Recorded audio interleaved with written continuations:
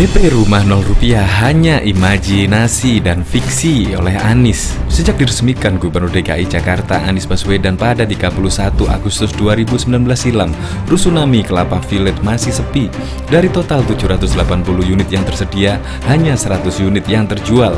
Padahal program rumah dengan uang muka down payment DP 0 menjadi program unggulan DKI Jakarta. Dalam sidang paripurna penyampaian pandangan umum fraksi-fraksi tentang rancangan peraturan daerah Raperda APBD 2020 di DPRD DKI Rabu 4 Desember 2019, persoalan rumah DP 0 banyak disinggung, dimulai dari prosedur pengajuan yang berbelit-belit hingga peruntukannya tidak tepat sasaran.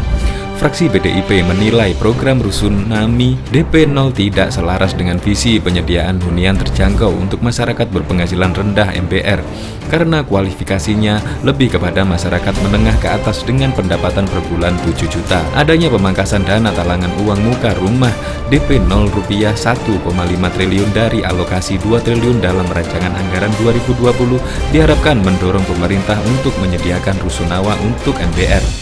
Pemprov juga tidak serius melakukan pembangunan rumah susun sewa kepada masyarakat berpenghasilan rendah dengan tarif sewa terjangkau.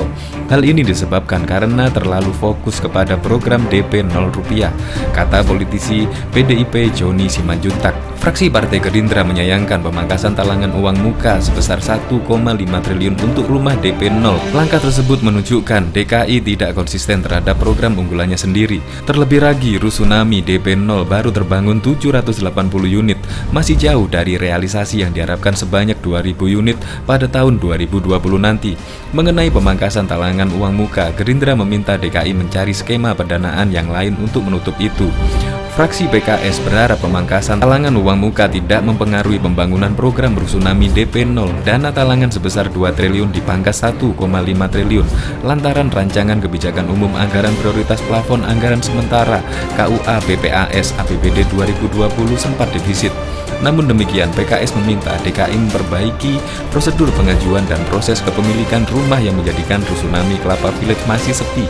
Fraksi PKS meyakini belum terisinya Rusunami Kelapa Village disebabkan tidak tegasnya prosedur pengajuan baik pada tahap unit fasilitas kepemilikan rumah sejahtera maupun di Bank DKI. Hal ini turut disinggung oleh fraksi Demokrat yang meminta gubernur untuk memperbaiki prosedur pengajuan mengingat ke depan terdapat rencana untuk membangun Rusunami DP 0 di wilayah lainnya.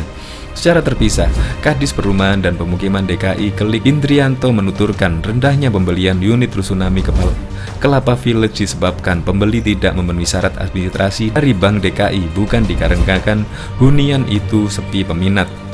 Dia menyebutkan banyaknya pembeli yang gugur lantaran hasil pemeriksaan dari bank menunjukkan calon pembeli masih memiliki tunggakan lain seperti kendaraan maupun alat elektronik.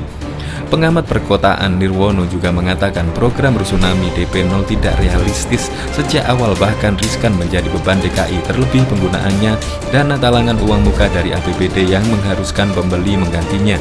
Program perumahan harus realistis, tepat sasaran, sesuai kemampuan sehingga tidak akan terjadi kredit macet. Setiap konsumen harus berpikir matang dan bijak menggunakan uang dan peluang agar tidak bermasalah di kemudian hari.